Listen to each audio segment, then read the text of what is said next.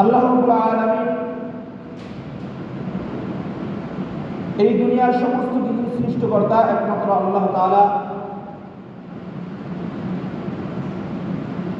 আমরা আমাদের দুই চোখের আলোতে যা কিছু দেখি এই সমস্ত কিছুর সৃষ্টিকর্তা আল্লাহ তাআলা, এবং যা কিছু আমরা দেখি না ওইগুলোর স্রষ্টাও আল্লাহ তাআলা।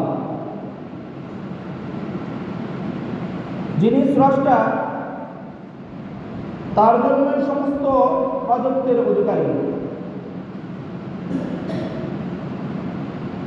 তাকে ব্যতীত অন্য কেউই এই জগতের আধিপত্য স্থাপন করতে পারে না।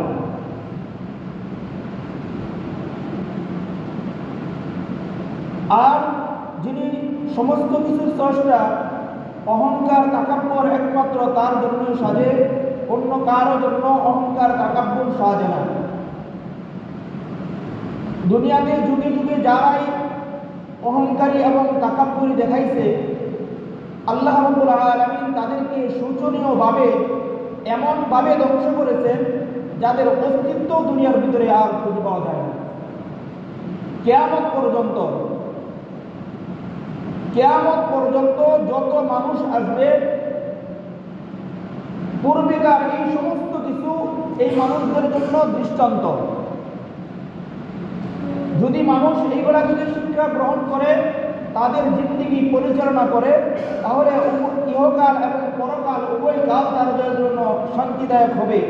আর যদি ওইগুলা থেকে শিক্ষা গ্রহণ না করে নিজেদের অহংকার এবং তাকাব্বুরের মধ্যে অটল থাকে, আল্লাহ রাব্বুল আলামিন তাদেরকেও পূর্বেকার মতো এমনভাবে ধ্বংস করবেন যাদের অস্তিত্ব আর দুনিয়ার বুকে খুঁজে পাওয়া যাবে না। মুহতারাম হাজিরিন, সম্মানিত উপস্থিতি, আল্লাহ রাব্বুল আলামিনের সাথে সর্বপ্রথম তাকাব্বুর অহংকার দেখাইছে ইবলিস। সর্বপ্রথম আল্লাহ রাব্বুল আলামিনের সাথে অহংকার এবং তাকাব্বুর দেখাইছে ইবলিস। ইবলিসকে যখন আল্লাহ রাব্বুল আলামিন বললেন, আমি জগতের শ্রেষ্ঠ মাখলুকাত, আশরাফুল মাখলুকাত প্রেরণ করব, আমি তাকে সৃষ্টি করেছি, তুমি আমার এই শ্রেষ্ঠ সৃষ্টিকে তুমি সেজদা করো। তখন ইবলিস অহংকার দেখিয়ে বলল, কেন করব? অহংকার দেখাইল। আল্লাহ রাব্বুল আলামিন সূরা বাকারার 24 নম্বর আয়াতে আল্লাহ তাআলা বলেন, وَإِذْ قُلْنَا لِلْمَلَائِكَةِ اسْجُدُوا لِآدَمَ فَسَجَدُوا إِلَّا إِبْلِيسَ أَبَى وَاسْتَكْبَرَ وَكَانَ مِنَ الْكَافِرِينَ। আল্লাহ তাআলা বলেন, আমি যখন আদমকে সৃষ্টি করার পর আমি যখন সকলকে বললাম, তোমরা সকলেই যারা আছো সবাই আদমকে ফাসাজাদু, সিজদা করো। সবাই সিজদা করলো, ফাসাজাদু ইল্লা ইবলিস, শুধুমাত্র ইবলিস ব্যতীত। ইবলিস আল্লাহ রাব্বুল আলামিনের হুকুম লঙ্ঘন করলো, সিজদা করলো না। সিজদা যখন ইবলিস করলো না, তো আল্লাহ রাব্বুল আলামিন ইবলিসকে জিজ্ঞাসা করলো, ও ইবলিস, ক্বালা মা মানাআকা আল্লা তাসজুদা ইয আমারতুক, ও ইবলিস, আমি যে হুকুম করলাম আদমকে সিজদা করার জন্য, কে তোমাকে নিষেধ করেছে?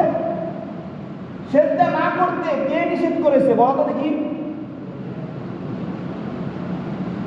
তখন ইবলিস আল্লাহ রাব্বুল আলামিনের সামনে যুক্তি পেশ করতেছে। কি যুক্তি?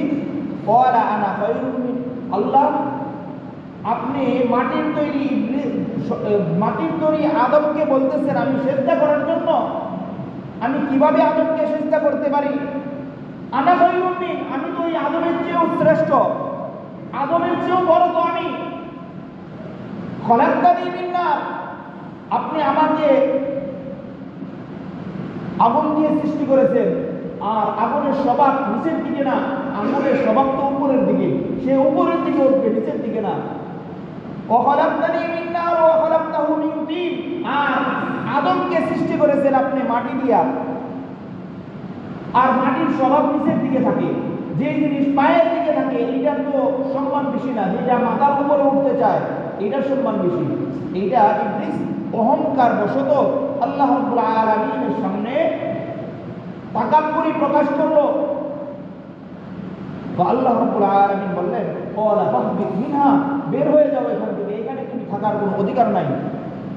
ফামা ইয়াকুনু লাকা আন তাতাকাব্বারা ফিহা ফাখরুজ ইন্নাকা মিনাস সাগিরিন। ও ইবলিস, তোমার ভিতরে অহংকার তাকাব্বুরি এত বেশি প্রবেশ করেছে, এত বেশি ঢুকছে, যার ফলে তুমি আমি রব্বুল আলামিনের সামনে দাঁড়িয়ে এত বড় দুঃসাহস দেখাইতে পারলে। ফাখরুজ মিনহা, তুমি আমার এখান থেকে, এই দরবার থেকে বের হয়ে যাও, এখানে থাকার তোমার কোনো অধিকার নাই, থাকার কোনো অধিকার নাই। মুফাসসিরিন কেরামগণ বলেন, ইবলিস এত দুঃসাহস পাইল কোত্থেকে? আল্লাহ তাআলার সামনে দাঁড়িয়ে, আল্লাহ তাআলার সামনে দাঁড়িয়ে আল্লাহ তাআলার একটা হুকুমকে লঙ্ঘন করবে, এত দুঃসাহস ইবলিস পাইল কোত্থেকে? বলে যে ইবলিস এই হুকুমের পূর্বে আল্লাহ রাব্বুল আলামিন ইবলিসকে যে সুযোগ দিয়েছিল, ভালো হওয়ার যে সুযোগ দিয়েছিল, ইবলিস সৃষ্টির যে আসল কথা, ইবলিস সৃষ্টির যে রহস্য, এইগুলো এখন বলার সুযোগ নাই। তো ইবলিসকে যখন আল্লাহ তাআলা ধ্বংস না করে তাকে রেখে দিল, ইবলিস ফেরেশতাদের তত্ত্বাবধানে থেকে আল্লাহ তাআলার ইবাদতে লিপ্ত। প্রথম আসমানে সর্বপ্রথম তাকে সুযোগ দেওয়া হলো দুনিয়াতে আল্লাহ তাআলার ইবাদত করার জন্য। কোথায়? দুনিয়াতে। দুনিয়াতে ইবলিস আল্লাহ রাব্বুল আলামিন, আল্লাহ তাআলার ইবাদত এত পরিমাণে ইবাদত করছে, মুফাসসিরিন কেরামগণ বলেন দুনিয়াতে 1 ইঞ্চি জায়গাও খালি নাই তার সিজদা করে নাই এই স্থানের মধ্যে। তাহলে কি পরিমাণ ইবাদত ইবলিস দুনিয়াতে করছে? তো ইবলিসের এই সমস্ত ইবাদত দেখে আল্লাহ তাআলা সন্তুষ্ট হয়ে ফেরেশতাদেরকে বলল, ফেরেশতারা তাকে তোমরা প্রথম আসমানে নিয়ে আসো।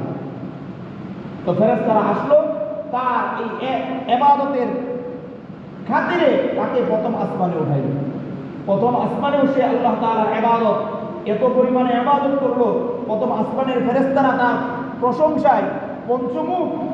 আল্লাহ রাব্বুল আলামিন বললেন তাকে আরেকটু প্রমোশন দেওয়া হোক, তাকে দ্বিতীয় আসমান, এরকম ভাবে তৃতীয় আসমান, চতুর্থ আসমান, সপ্তম আসমান, সর্বোপরি আল্লাহ রাব্বুল আলামিন তাকে একদম আল্লাহ রাব্বুল আলামিনের দরবার পর্যন্ত সে পৌঁছেছে তার ইবাদতের কারণে। এই যে তো ইবাদত আর তার এত মর্যাদা, এখন সমস্ত ফেরেশতাদের সর্দার, সমস্ত ফেরেশতাদের শিক্ষক, যখন সে সমস্ত ফেরেশতাদের শিক্ষক হইল, এখন তার ভিতরে তাকাব্বুরি প্রবেশ করল। এখন তো আমি এখন আমি আমাকে ঠেকাই কে? তাফসীরের কিতাবের মধ্যে আছে, একদিন এই ইবলিস কিছু সংখ্যক ফেরেশতাদেরকে নিয়ে, গুরুত্বপূর্ণ ফেরেশতাদেরকে নিয়ে গোপন বৈঠক বসল। গোপন বৈঠক, ফেরেশতাদেরকে নিয়ে গোপন বৈঠক করে কে? ইবলিস। কোথায়? আসমানে না, আরশে না। ইবলিস চিন্তা করলো, আমি যদি আসমানে ফেরেশতাদেরকে নিয়ে গোপন বৈঠক করি তাহলে তো আল্লাহ দেখবে। কি করবে? আল্লাহ দেখে ফেলবে, সুতরাং এখানে করা যাবে না। ওই ফেরেশতাদেরকে নিয়ে বলল, ফেরেশতারা চলো আমার সাথে। কোথায়? চলো এক জায়গায় যাবো। ইবলিস ওইখান থেকে নিয়ে আইসা জমিনের তলদেশে, সমুদ্রের নিচে একদম গভীর অন্ধকারের মধ্যে ইবলিস তাদেরকে নিয়ে চলে গেল। ওইখানে গিয়ে ফেরেশতাদেরকে নিয়ে গোপন পরামর্শ, গোপন বৈঠক। আচ্ছা আপনারা বলেন, এই যে ইবলিস পানির তলদেশে, সমুদ্রের তলদেশে একদম অন্ধকারে গিয়ে সেই গোপন বৈঠকে বসলো ফেরেশতাদেরকে নিয়ে, আল্লাহ তাআলা দেখেন কি দেখেন না? ইবলিসের ধারণা কি? ইবলিসের ধারণা কি? দেখে না। ইবলিসের ধারণা আল্লাহ তাআলা দেখে না, এত গোপন জায়গার মধ্যে আসছে, সে দেখবে না। আয়েশা এখন ফেরেশতাদেরকে বলতেছে, আমি তো তোমাদের উস্তাদ, তোমাদেরকে বিভিন্ন কিছু শিক্ষা দিই, শিখাই। আমি আল্লাহ তাআলা এত মর্যাদার অধিকারী হয়েছি, কখনো যদি এমন হয় আল্লাহর সাথে আমার কোনো বিষয়ে তর্ক হয়ে যায়, দ্বন্দ্ব হয়, তখন তোমরা কি করবে? আমার পক্ষ নিবে নাকি আল্লাহর পক্ষ নিবে? দেখেন তার চক্রান্ত কি করবে, কি পরিমাণ চক্রান্ত সে করতেছে। তোমরা কার পক্ষ নিবে? আমার পক্ষ নিবে নাকি আল্লাহর পক্ষ নিবে? কারণ আমি তোমাদের বস, আমি তোমাদের সর্দার। তো ফেরেশতা আল্লাহ রাব্বুল আলামিন যাদেরকে নূরের তৈরি, নূর দিয়ে সৃষ্টি করেছেন, ওই ফেরেশতারা বলা শুরু করলো, ও উস্তাদ, আপনি আমাদের উস্তাদ হইতে পারেন, আল্লাহ তাআলার খুব প্রিয় হইতে পারেন, কিন্তু আল্লাহ তাআলা তো আমাদের স্রষ্টা, আল্লাহ তাআলা আমাদের স্রষ্টা, সুতরাং আল্লাহ তাআলার খেলাফ, আল্লাহ তাআলার বিরুদ্ধে যাওয়া যাবে না, আমরা আল্লাহ তাআলার পক্ষই নিব। এখন ইবলিস দেখলো এই ফেরেশতারা তার পক্ষ নিবে না, ফেরেশতারা তার পক্ষ নিবে না। তো এখন ফেরেশতাদেরকে শান্ত করার জন্য এই কথা যাতে উপরে আল্লাহর কাছে প্রকাশ না পায়, আল্লাহর কাছে ফেরেশতারা যাতে না বলে এই গোপন বৈঠকের কথা, তখন ইবলিস বলতেছে, চক্রান্ত দেখেন, ইবলিস বলতেছে, ও ফেরেশতারা, আমি দেখলাম আমিও তো আল্লাহ তাআলার প্রিয়, আল্লাহ তাআলার বান্দা, আল্লাহ তাআলার ইবাদত করি, আমি দেখলাম তোমাদেরকে টেস্ট করে দেখলাম তোমরা কতটুকু আল্লাহ তাআলার প্রিয়, তোমাদেরকে পরীক্ষা করলাম। আল্লাহ তাআলা এই যে সে গোপন বৈঠক করলো, এটা কি জানে কি জানে না? তো এক পর্যায়ে আল্লাহ রাব্বুল আলামিন যখন আদম আলাইহিস সালামকে সৃষ্টি করলেন, তো আদমকে সৃষ্টি করার পরে যখন তাকে বললেন তুমি আদমকে সিজদা করো, তখন তার ওই যে তাকাব্বুর প্রকাশ পাইল, আমি এত বছর পর্যন্ত আল্লাহর ইবাদত করলাম, জমিনে ইবাদত করলাম, প্রথম আসমানে ইবাদত করলাম, প্রত্যেক আসমানে ইবাদত করতে করতে আমার চেয়ে এত ইবাদত গুজার আর কে হইতে পারে? আমার চেয়ে এত ইবাদত গুজার দুনিয়াতে আর কে হইতে পারে? তখন আল্লাহ রাব্বুল আলামিনের সামনে তাকাব্বুরি প্রকাশ করলো। তাকাব্বুরি প্রকাশ করার পরে আল্লাহ রাব্বুল আলামিন তাকে বললেন কি, ক্বালা ফাহবিত মিনহা ফামা ইয়াকুনু লাকা আন তাতাকাব্বারা ফিহা ফাখরুজ ইন্নাকা মিনাস সাগিরিন। আল্লাহ রাব্বুল আলামিন ইবলিসের এই তাকাব্বুরির কারণে মহান রব্বুল আলামিন ইবলিসকে বললেন, ইবলিস বের হয়ে যাও, তোমার এখানে এই দরবারে থাকার আর কোনো অধিকার নাই, তুমি আমার দরবার থেকে বের হয়ে যাও। ফাখরুজ ইন্নাকা মিনাস সাগিরিন, অবশ্যই তুমি সবচেয়ে নিকৃষ্টতম ব্যক্তিদের মধ্যে একজন। তো ইবলিস যখন দেখলো তাকে আল্লাহ তাআলার দরবার থেকে বের করে দেওয়া হয়েছে, আল্লাহ তাআলার দরবার থেকে তাকে বের করে দেওয়া হয়েছে, এখন ইবলিস চিন্তা করলো আমার তো অনন্তকালের জন্য জাহান্নামে জ্বলতে হবে, জাহান্নামের কীটে আমি পরিণত হয়েছি, আল্লাহ রাব্বুল আলামিনের রাগ এবং গুসাতে আমি পতিত হয়েছি। তখন ইবলিস মহান রব্বুল আলামিনের দরবারে কয়েকটা আরজি পেশ করলো, আরজির মধ্যে একটা আরজি এই, ও আল্লাহ, আমার হায়াতকে কিয়ামত পর্যন্ত বাড়িয়ে দেন, যাতে আপনার প্রিয় প্রিয় বান্দাদেরকে আমি পথভ্রষ্ট করতে পারি। আল্লাহ রাব্বুল আলামিন ওই মুহূর্তেও ইবলিসের এই দোয়াকে কবুল করে ইবলিসের হায়াতকে কিয়ামত পর্যন্ত বৃদ্ধি করে দেয়। এ হলো সর্বপ্রথম আল্লাহ তাআলার সাথে তাকাব্বুরের ফল। দ্বিতীয়ত আল্লাহ রাব্বুল আলামিনের সাথে অহংকার এবং তাকাব্বুর দেখাইছে,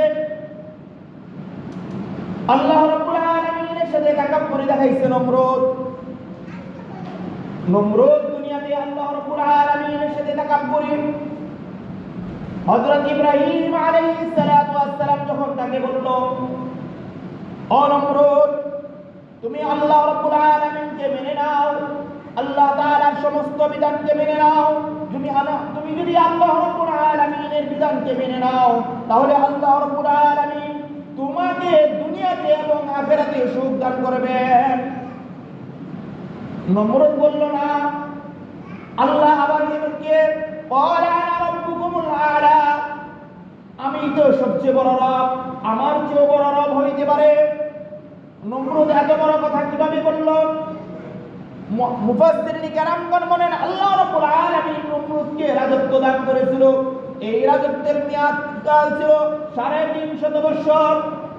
350 বছর পর্যন্ত নমরুদ এই রাজত্ব করতে করতে দেশ চালাইতে চালাইতে রাজত্ব চালাইতে চালাইতে তার ভিতরে এমন অহংকার দূর করে গিয়েছিল, সে মনে করেছিল আমি একমাত্র অপ্রতিদ্বন্দ্বী, আমার বিপরীত আর কেউ হইতে পারে না, আমি তো একমাত্র। 350 বছর পর্যন্ত আমি রাজত্ব চালাই, আমার চেয়ে বড় আর কেউ হইতে পারে, আমি তো সব, আমি সব। তো আল্লাহ রাব্বুল আলামিন নমরুদের এই 350 বছরের রাজত্বকে চূর্ণ বিচূর্ণ করে দিয়ে এমন ভাবে চূর্ণ বিচূর্ণ করে দিয়েছে তার অস্তিত্ব পর্যন্ত দুনিয়াতে খুঁজে পাওয়া যায় না। এবং এমন এক জিনিসের মাধ্যমে নমরুদের 350 বছরের রাজত্ব শেষ করেছে, ওই জিনিসটা হলো একদম ক্ষুদ্র থেকে ক্ষুদ্র জিনিস হলো মশার মাধ্যমে। কিসের মাধ্যমে? বড় কোনো কামান ব্যবহার করে নাই, বড় কোনো সৈন্যবাহিনী প্রেরণ করে নাই। কিসের মাধ্যমে? 350 বছরের রাজত্ব কিসের মাধ্যমে শেষ করেছে?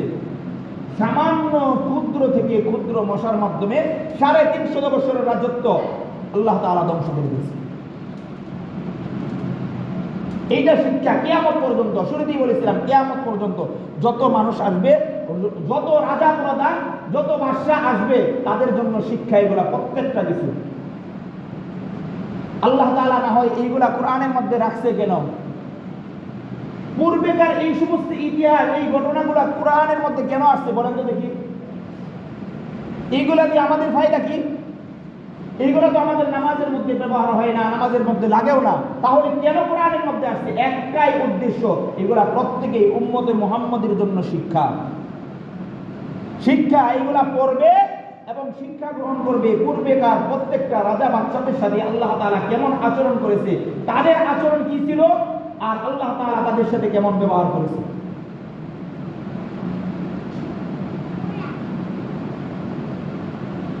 এহলো 2 নম্বর তাকাব্বুরের ফসল। নমরুদকে আল্লাহ রাব্বুল আলামিন ধ্বংস করে দিয়েছিল। অতঃপর 3 নম্বর, মূসা আলাইহিস সালাতু ওয়াস সালাম একটা রাজত্বের মধ্যে ছিল, যে রাজত্বের বাদশা ছিল ফেরাউন। কে ছিল? আমরা তো নাম শুনছি ফেরাউনের, শুনি নাই? আল্লাহ তাআলা এই ফেরাউনকেও ধ্বংস করেছে, ফেরাউনকেও ধ্বংস করেছে। এই ফেরাউনও প্রায় 300 বছর পর্যন্ত এই ফেরাউন রাজত্ব করেছে। এই ফেরাউনকে আল্লাহ তাআলা একদম এমন স্থান থেকে তুলে আনছে যার কোনো অস্তিত্বই ছিল না। সে মানুষের কাজ করত, মানুষের লাঠি উষ্টা খেয়ে বড় হয়েছে। এই ফেরাউনকে আল্লাহ তাআলা রাজত্ব দিয়েছে, তার রাজত্ব কালও ছিল 300 বছরের উপরে।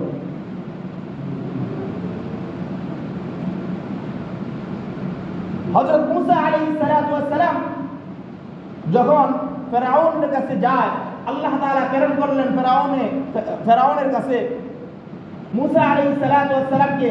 মূসা আলাইহিস সালাম গিয়ে বলতেছে, ও ফেরাউন, আল্লাহ তাআলা আমাকে এত বড় পয়গম্বর হিসেবে বানাইছে, আমাকে প্রেরণ করেছে যাতে করে আমি তোমাদেরকে আল্লাহ তাআলার প্রতি দাওয়াত দেই, তোমরা এক আল্লাহকে মেনে নাও। তো ফেরাউন বলতেছে, আল্লাহকে? আবার আল্লাহকে? আমি তো আল্লাহ। সূরা নাজিয়ার মধ্যে আল্লাহ তাআলা এই ফেরাউনের এই কথাটাও আল্লাহ তাআলা উল্লেখ করতেছে। কি উল্লেখ করে? ফাকালা আনা রাব্বুকুমুল আ'লা ফাআখাযাহু আল্লাহু নাকালাল আখিরাতি ওয়াল উলা ইন্না ফী যালিকা লা'iবরাতান লিমান ইয়াখশা। ফেরাউন বলল, ও মূসা, তুমি কোন আল্লাহর কথা বলো? আমি ওই আল্লাহকে চিনি না। আমি এই রাজত্বের সমস্ত কিছু লালন পালনকারী, এই রাজত্বের মালিকদেরকে আমি খাওয়াই, এই রাজত্বের লোকদেরকে আমি পালি, এদেরকে এদের সুখ শান্তি সবকিছুই তো আমি দান করি। তো আল্লাহ রাব্বুল আলামিন যখন দেখলেন ফেরাউন মহান রব্বুল আলামিনের সামনে দাঁড়িয়ে, আল্লাহ রাব্বুল আলামিনের পয়গম্বর হযরত মূসা আলাইহিস সালাতু ওয়াস সালামের সামনে দাঁড়িয়ে এরকম তাকাব্বুরি করতেছে, মূসা আলাইহিস সালাম বললেন, ও ফেরাউন, আল্লাহ রাব্বুল আলামিনের সামনে এমন তাকাব্বুরি দেখায়ো না। আল্লাহ তাআলা তোমাকে আল্লাহ রাব্বুল আলামিন ধ্বংস করে দিবে। ফেরাউন জিজ্ঞাসা করলো, ও মুসা, তুমি যে আল্লাহ তাআলার পয়গম্বর, আল্লাহ তাআলা তোমাকে প্রেরণ করেছে, এর কি প্রমাণ রয়েছে তোমার কাছে? যখন এই কথা বলল, আল্লাহ রাব্বুল আলামিন মূসা আলাইহিস সালাতু ওয়াস সালামকে বললেন, ও মূসা, ফেরাউন তোমার কাছে চাই আমি যে তোমাকে পয়গম্বর হিসাবে প্রেরণ করেছি, ফেরাউন তোমার কাছে এই প্রমাণ চাই। আল্লাহ তাআলা বললেন, ফালকিয়াহা ইয়া মূসা, ফালকিহা ইয়া মূসা। ও মূসা, তোমার হাতে যে লাঠিটা রয়েছে, এই লাঠিটাই আমি রব্বুল আলামিনের পক্ষ থেকে সবচেয়ে বড় মুজিজা। এই লাঠিটা তুমি জমিনের মধ্যে ছেড়ে দাও। ফেরাউন তোমার কাছে আমি রবের পক্ষ থেকে আমি তোমাকে প্রেরণ করেছি, এর প্রমাণ চাই। তোমার হাতে যে লাঠি আছে, এই লাঠিটা জমিনে ছেড়ে দাও, এইটাই সবচেয়ে বড় প্রমাণ তুমি আমার পয়গম্বর। মূসা আলাইহিস সালাতু ওয়াস সালাম আল্লাহ রাব্বুল আলামিনের হুকুমে ফালকাহা ফাইদা হিয়া হাইয়াতুন তাসআ। মূসা আলাইহিস সালাতু ওয়াস সালাম হাত থেকে এই লাঠিটা জমিনের মধ্যে ছেড়ে দিলেন। ছেড়ে দেওয়ার সঙ্গে সঙ্গে এই লাঠিটা বিশাল সাপে রূপান্তরিত হয়ে গেল, বিশাল এক সাপ হয়ে গেল। ফেরাউন এবং তার এই সভাসদ যারা ছিল, এবং এখন প্রত্যেকেই ভয় পেয়ে গেল, এই বিশাল সাপ, এই সাপ যদি হা করে আমাদের প্রত্যেককেই খেয়ে ফেলবে। ফেরাউন এখন মূসা আলাইহিস সালাতু ওয়াস সালামের সামনে নতজানু হয়ে বলতেছে, ও মূসা, তোমার এই সাপটাকে তুমি সামলাও, তোমার সাপটাকে তুমি সামলাও। মূসা আলাইহিস সালাতু ওয়াস সালাম আগে কখনো এই সাপের এই কারিশমা দেখে নাই, তার হাতের লাঠির এই কারিশমা মূসা আলাইহিস সালাতু ওয়াস সালাম নিজেও দেখে নাই, হাতের লাঠি যে এমন হইতে পারে। তো মূসা আলাইহিস সালাম নিজেও ভয় পেয়ে গেছে, যখন নিজেও ভয় পাইছে, তো আল্লাহ তাআলার কাছে বলতেছে, আল্লাহ, আমি তো সাল্লাম লাঠি হয়ে গেল সাপ, এখন অবস্থা কি হবে? তো আল্লাহ রাব্বুল আলামিন বললেন, ক্বালা খুযহা ওয়া লা তাখাফ। ও মূসা, তুমি ভয় পেও না, এই লাঠিটা তোমার হাত দিয়ে স্পর্শ করো। যখনই তুমি এই সাপটাকে তুমি ধরবে, এই সাপ তুমি ধরার সাথে সাথে আমি রব্বুল আলামিন এই সাপকে পূর্বের লাঠি রূপান্তরিত করে দেব। সুবহানাল্লাহ। তুমি এখন সাপ হয়ে গেছে, সাপটাকে তোমার হাতে স্পর্শ করার সাথে সাথে আমি এটাকে আবার লাঠি বানিয়ে দেব। তো মূসা আলাইহিস সালাতু ওয়াস সালাম সাপটাকে ধরলেন, আল্লাহ তাআলা সাপটাকে আবার লাঠি বানিয়ে দিলেন। এখন নমরুদ বলতেছে, তুমি তো দেখা যায় বড় জাদুকর, অনেক বড় এক জাদুকর, লাঠিকে তুমি সাপ বানায় ফেলাইতে পারো। ও মূসা, তোমার কাছে কি আরো কোনো প্রমাণ আছে? থাকলে দেখাও। আল্লাহর পক্ষ থেকে তোমার যদি আরো কোনো পয়গম্বরের কোনো প্রমাণ থাকে, তাহলে ওইটাও দেখাও দেখি। তো মূসা আলাইহিস সালাতু ওয়াস সালাম আল্লাহ তাআলার দিকে তাকাইলেন, ও আল্লাহ, ফিরআউন আমাকে তোমার পক্ষ থেকে যে আমি নবী হিসেবে প্রেরণ হয়েছি, এর আরো প্রমাণ চাইতেছে। আল্লাহ রাব্বুল আলামিন ফেরেশতার মাধ্যমে জানিয়ে দিলেন, ও মূসা, তোমার হাত তোমার বগলের নিচে রাখো, এবং ওই বগলের নিচের থেকে তোমার হাতটাকে তুমি বের করো। তোমার হাত, ডান হাত তোমার বগলের নিচে রাখো, এবং এইখান থেকে তুমি হাতটা বের করো। সূরা তাহার মধ্যে আল্লাহ রাব্বুল আলামিন এই কথা উল্লেখ করলেন, ওয়াদুম ইয়াদাকা ইলা জানাহিকা তাখরুজ বাইদা মিন গায়রি সুইন আয়াতান উখরা। যখন আল্লাহ রাব্বুল আলামিনের পক্ষ থেকে এই নির্দেশ পাইলেন, এই নির্দেশ পাওয়ার পর মূসা আলাইহিস সালাতু ওয়াস সালাম তার হাতকে তার বগলের নিচে থেকে বের করেছে। বগলের নিচের থেকে বের করার সাথে সাথে এই হাতটা থেকে আল্লাহ রাব্বুল আলামিনের পক্ষ থেকে সূর্যের আলোর মতো এরকম উজ্জ্বল আলো বের হওয়া শুরু হয়ে গেছে। সুবহানাল্লাহ। যখন বগলের নিচের থেকে তার হাত বের করলেন, এই হাত থেকে এমন উজ্জ্বল আলো যে পুরা দেশ পরিমাণ আলোকিত হয়ে গেছে। এখন ফেরাউন সহ তার দলবল যারা আছে, প্রত্যেকে আবার ভয় পেয়ে গেছে, হাই কি এই কি আশ্চর্য করবার, ঢুকাইছে হাত, এখন হাত থেকে এরকম উজ্জ্বল আলো বের হইতেছে। এই সমস্ত কিছু দেখার পরেও নমরুদ কি করে নাই? আল্লাহ তাআলার প্রতি ঈমান আনে নাই, তাকাব্বুরি অহংকারী দেখাইছে। অহংকারী এই পরিমাণ দেখাইছে যে মহান রব্বুল আলামিন তাকে যে রাজত্ব দান করেছে, এই রাজত্বের কথাও নমরুদ ভুলে গেছে এবং জনগণের উপর, তার দেশের জনগণের উপর জুলুম অত্যাচার শুরু করেছে। সূরা কাসাসের 4 নম্বর আয়াতে আল্লাহ রাব্বুল আলামিন বলেন, ইন্না ফিরআউনা আলা ফিল আরদ وجعل أهلها شيعا يستضعف طائفة منهم يذبح أبناءهم ويستحيي نساءهم إنه كان من المفسدين। আল্লাহ রাব্বুল আলামিন নমরুদকে এত বড় রাজত্বের অধিকারী করেছেন। এই রাজত্ব পাওয়ার পর তার তাকাব্বুরি এবং অহংকারের কারণে মূসা আলাইহিস সালাম সহ বনি ইসরাইলের যে সমস্ত ঈমানদার মুসলমানগণ ছিল, এদেরকে ধরে ধরে ধরে ধরে হত্যা করা শুরু করলো। যারা মুসলমান ছিল, মুসলমানকে ধরে ধরে হত্যা করা শুরু করলো। আরেকটা কাজ করলো কি? ওয়াজআলা আহলাহা শিয়া, মুসলমানদের মধ্যে এরকম দলে দলে বিভক্ত করে দিল। বিভক্ত করে এত পরিমাণ বিভেদ সৃষ্টি করেছে, মুসলমানদের মধ্যে দলে দলে বিভক্তি সৃষ্টি করে এখন মুসলমানদেরকে ধরে আর হত্যা করে। যখন তার তাকাব্বুরি এই পর্যন্ত পৌঁছেছে, আল্লাহ রাব্বুল আলামিন বলেন, ইন্নাহু কানা মিনাল মুফসিদিন। আরে তোমার তাকাব্বুরি এই পর্যন্ত পৌঁছে গেছে, এখন তুমি জমিনের মধ্যে ফাসাদ সৃষ্টি করে দিয়েছো, হানাহানি মারামারি কাটাকাটি শুরু করে দিয়েছো। তো আল্লাহ রাব্বুল আলামিন এই ফেরাউনকেও ধ্বংস করলেন। কিভাবে ধ্বংস করলেন? তার ব্যাপারেও তার সাথেও আল্লাহ রাব্বুল আলামিন কোনো কামান ব্যবহার করে নাই, কোনো অস্ত্র শস্ত্র কোনো কিছুই ব্যবহার করে নাই। আল্লাহ রাব্বুল আলামিন এই ফেরাউন এবং তার দলবলকে নীল নদে চুবিয়ে চুবিয়ে আল্লাহ রাব্বুল আলামিন হত্যা করেছে। এমনি ভাবে কিয়ামত পর্যন্ত যত রাজা বাদশারা আসবে, তারা যদি জনগণের উপর, মানুষের উপর জুলুম অত্যাচার নির্যাতন করে, আল্লাহ তাআলা তাদের ব্যাপারেও এরকম ফয়সালা করবেন। কাউকে ছেড়ে দিবেন না আল্লাহ তাআলা। আল্লাহ তাআলা সুযোগ দেন, ছাড় দেন না। কি করেন না? সুযোগ দেয় আল্লাহ তাআলা। তোমাকে সুযোগ দিলাম 5 বছরের, দেখি তুমি কেমন ভাবে রাজত্ব চালাও। যদি শান্তি শৃঙ্খলার ভিতরে চালাও, আল্লাহ তাআলা তোমাকে মর্যাদাবান করবে। কিভাবে মর্যাদাবান করবে? আল্লাহ তাআলা আবার সুযোগ দিবে, আবার সুযোগ দিবে। এরকম ভাবে তুমি যদি অত্যাচার করো, জুলুম জনগণের উপর অত্যাচার করো, আল্লাহ রাব্বুল আলামিন বললাম তো আল্লাহ তাআলা ছেড়ে দিবেন না।